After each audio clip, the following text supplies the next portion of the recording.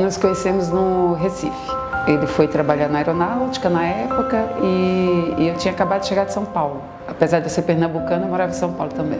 Ficamos amigos e depois a gente começou a namorar. Com um ano de namoro, nos casamos, né? E hoje nós temos 3 filhos, o Ian, o Yuri e a Aline. E uma netinha, a Aurora. E ele falou, olha, eu preciso sair da aeronáutica porque eu quero fazer concursos, estudar para fazer concursos, né? Ele já fazia uma faculdade que era Ciência da Computação e nessa época foi muito difícil, nossa vida não foi fácil, realmente ele acordava tipo 5 e pouca da manhã e só chegava 11 horas, 11h30 da noite, porque ele ia para a faculdade, direto do trabalho para a faculdade. E ele, quando ele foi fazer o concurso, ele não tinha livros, ele, né, como eu já falei, ele pegava livros emprestados para estudar. Ele foi fazendo os concursos, passando em vários, e até que ele teve a oportunidade de escolher, né? Primeiro ele escolheu técnico do Tesouro Nacional, depois foi auditor fiscal do município do Recife, auditor federal do trabalho, procurador federal, foi da AGU, foi procurador de muita coisa, muita coisa que ele foi. O povo perguntava para meus filhos assim, o que é que seu pai? Eles falavam, eu não sei não, meu pai só vive mudando de emprego.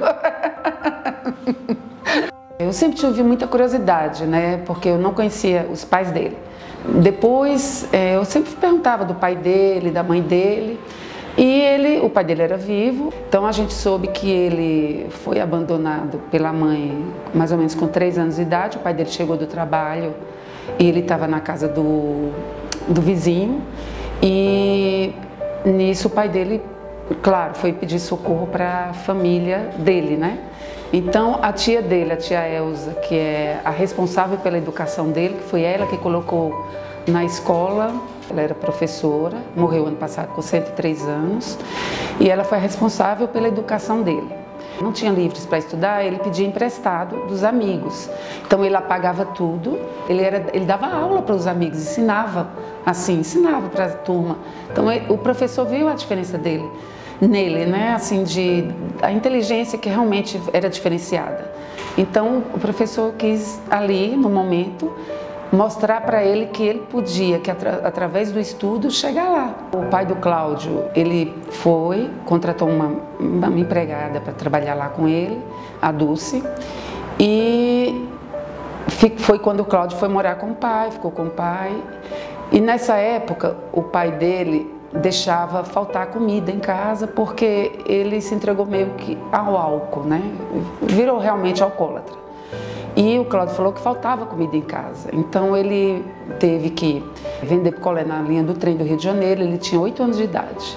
Ele fez carreto de feira, ele engraxou sapato. Então ele disse que a vida dele realmente foi muito difícil no início. O pai dele realmente chegou numa fase muito difícil, de perder casa que ele tinha, tudo por causa do álcool, né? E não foi fácil para o Cláudio. Ele realmente ele fala que ficava esperando o pai dele na porta, o pai dele não chegava, então ele tinha esse sentimento negativo, né, em relação ao pai. Ele morou com a tia Zina quando ele tinha 10 anos, era uma troca, e ele tinha que, assim, meio que arrumar a casa dela, ele lavava quintal, ele encerava a casa para poder sair para brincar com os amigos. Mas ele disse que ele nunca sentiu raiva, muito pelo contrário, ele sentiu muita gratidão por ela, porque ele disse que pela primeira vez podia sentar-se à mesa para poder jantar com a família, né, que eram os tios e os primos, que ele não tinha isso em casa. E na casa da tia ele encontrou isso, ele encontrou a comidinha na hora certa, né, todo mundo sentado à mesa para comer. Então isso ele é muito grato. E com 16 anos, ele tinha 16 anos naquela época, podia entrar na aeronáutica com 16, ele passou no concurso. Uma senhora perguntou por que ele estava sorrindo tanto, por que ele estava tão feliz.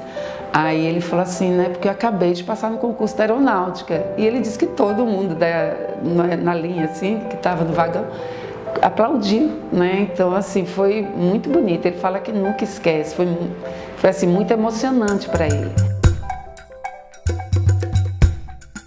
Eu tomei posse no tribunal no mesmo ano que ele também tomou posse. E aí eu fui trabalhar no Ministério Público, conheci ele lá.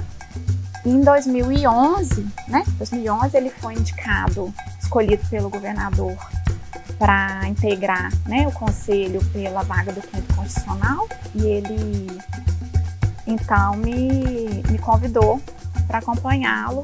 A gente até brinca, porque muita gente foi trabalhar com o conselheiro Cláudio Terrão. E no meu caso, não, ele mesmo disse, fui eu que fui trabalhar com a Gis, porque a Gis já estava lá. Você vê, né? É Gislaine, o conselheiro me chama de Gis, ô Gis. Então a gente acaba criando, né, uma certa intimidade, uma boa intimidade, até de chamar pelo apelido de uma forma assim mais carinhosa. Então o conselheiro veio, né, do Ministério Público, trabalhar no gabinete do Mori Castro e me convidou para ser a chefe de gabinete. Eu aceitei e disse, né, que eu tinha receio, porque eu nunca tinha sido assessora de conselheiro e era uma missão bastante difícil. E aí ele falou, não tem problema, eu também nunca fui conselheiro. Nós vamos aprender juntos. Tem um caso muito engraçado de quando ele foi trabalhar conosco lá no gabinete, porque eu sempre dizia pro pessoal, é uma expressão que a gente usa no interior, quando você não conhece um assunto, eu sempre falo que eu conheço aquilo, que eu entendo daquilo, como eu entendo de motor de avião. E um dia, conversando sobre isso com ele, ele falou, não, mas eu entendo de motor de avião. Eu falei, aí não vai dar, conselheiro, porque até de motor de avião não, porque ele trabalhou na aeronáutica, ele veio da aeronáutica, salvo engano, ele era mecânico de aeronave, especialista. Quando a gente também está lidando com algo complexo, difícil de ser entendido e que é algo do domínio dele, quase sempre aqui nas nossas funções diuturnas as questões são de domínio dele, por muitas vezes ele desenha. Com uma caneta, um papel, e aí ele pega, você fala uma coisa, ele faz uma bola, aí ele puxa um risco, aí ele puxa uma seta para cima e a gente vai falando, né, vai interagindo, ele vai explicando como é que é, com aquele pedaço de papel, ele vai rabiscando ali e tal, quase tudo forma geométrica. Aí na hora que acaba, um dia eu virei para ele e falei assim, só pode me dar esse papel aí? Ele falou, você quer o quê com esse papel? Não, para eu, esse papel aqui eu vou saber o que é que tu tá fazendo. Aí você pega o papel, um monte de risco, uma bola, uma seta, um triângulo, um quadrado. Aí eu cheguei e falei, o doutor Cláudio falou que para fazer isso aqui, todo mundo olhou, o que é isso? Ele desestabiliza qualquer pessoa. Eu costumo falar que ser assessora do Dr. Cláudio era muito fácil e muito difícil, não é? Eu brinco que antes dele falar, ele pensa tão rápido e não para de pensar, que sempre antes das falas dele, ele perguntava alguma coisa. Então eu passava a noite anterior imaginando o que será que o Dr. Cláudio vai perguntar amanhã.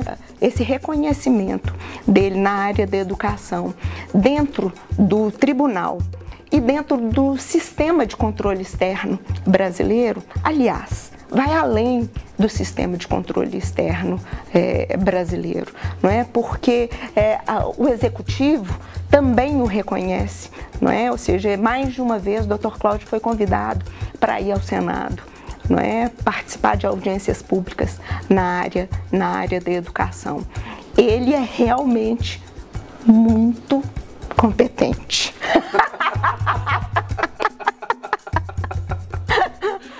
Eu me lembro assim nitidamente que numa sala de aula, ele contando um pouco que ele foi um garoto peralta, não é? Um pouco da história de vida dele, e um aluno levantou a mão e falou assim, e aí, quando você aprontava, sua mãe brigava com você? E ele falou, não, porque eu não tive a oportunidade, não é, de conhecê-la.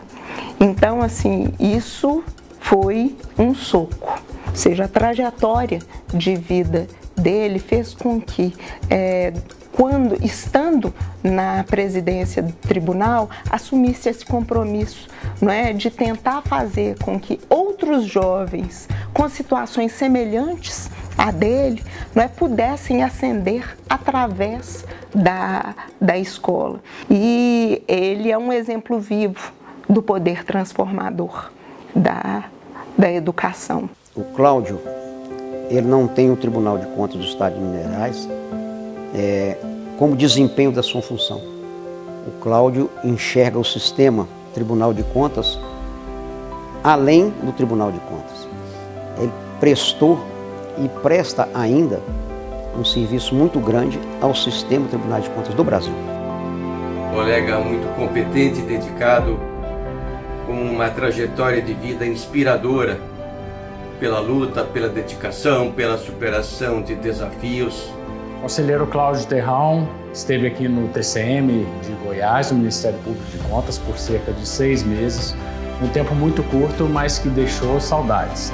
Deixou aqui um grande número de admiradores, muitas contribuições para o controle externo, e tudo isso é fruto não só de sua grande formação acadêmica, de sua história pessoal e também de sua personalidade. Sua atuação foi marcada por um profissionalismo ímpar, uma técnica apurada e também uma dedicação inquestionável ao sistema controle externo e não apenas a Minas Gerais. Nós vamos perder no sistema de controle alguém que é extremamente combativo. Quando acredita numa coisa, vai defender essa crença até as últimas consequências, vai brigar com quem for preciso brigar, usando dessa combatividade para manter a crença. Vossa Excelência sempre foi um homem dado a desafios e, com a graça de Deus, superou todos, venceu a cada um deles, como um homem público que é, e um pai brilhante e um cidadão honrado. Terrão cumpre um papel magnífico no Tribunal de Contas do Estado, onde ingressou há alguns anos. Tive a felicidade de poder nomeá-lo, à época governador de Minas, como conselheiro, oriundo do Ministério Público junto ao Tribunal de Contas, e ele realizou, durante esse período, que já passam mais de 10 anos, de fato, um frutífero trabalho, inserindo seu nome não só na nossa Corte Estadual, mas em todo o universo brasileiro do controle externo, pelo seu gabarito, pelo seu conhecimento, pela sua expertise, pela sua profundidade técnica nos temas que aborda. O sonho dele é fazer alguma coisa em relação à educação ainda para as crianças pobres, né? As crianças que não têm condições. Ele fala muito nisso, de ajudar, de poder ajudar. Ele gosta, adora plantar, ele pega mesmo, sabe, na pazinha, ele cava buraco, ele planta. Aqui é ele que cuida do jardim. Ele é uma pessoa extremamente simples. Ele tanto faz se você tem dinheiro, se você não tem, ele trata as pessoas do mesmo jeito. Ele não é uma pessoa que diferencia nada, até porque a história de vida dele não é essa. A história de vida dele é de simplicidade. É uma pessoa divertida, é uma pessoa que ama a natureza muito mesmo, sabe, os animais. Então ele é muito família. Realmente nós somos extremamente caseiros. Tenho 100% de certeza que ele me ama demais, entendeu? E ama a família dele demais.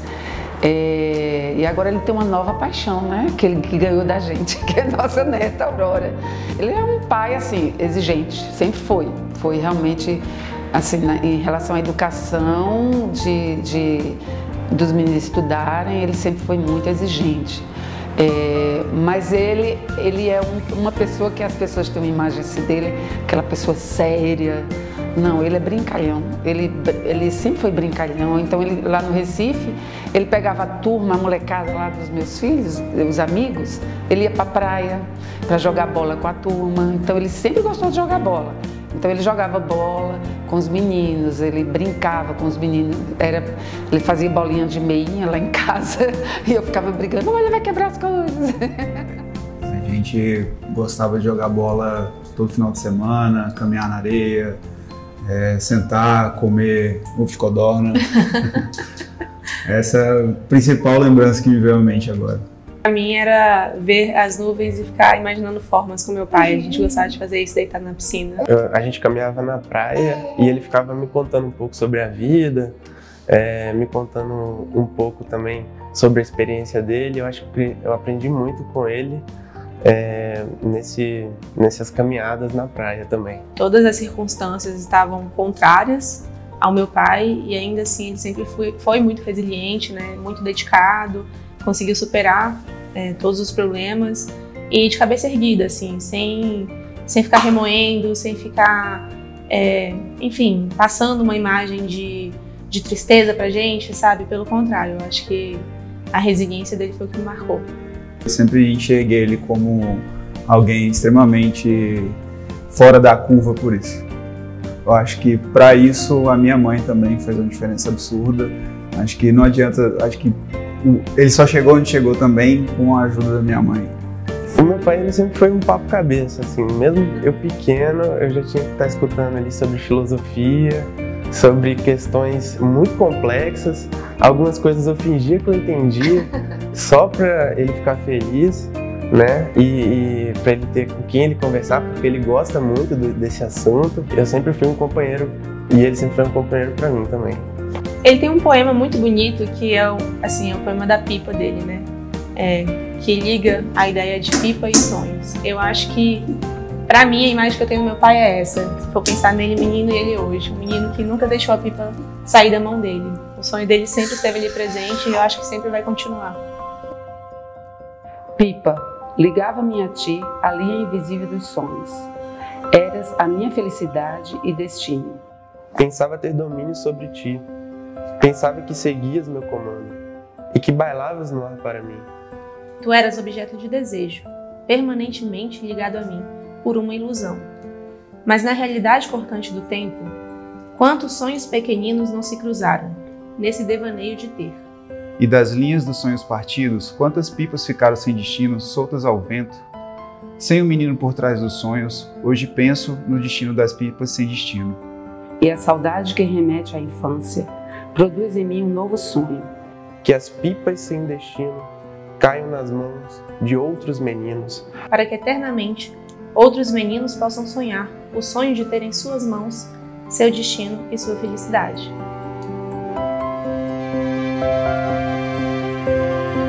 Vamos cantar parabéns? Parabéns pra você, nessa data querida, muita felicidade. Muitos anos de vida.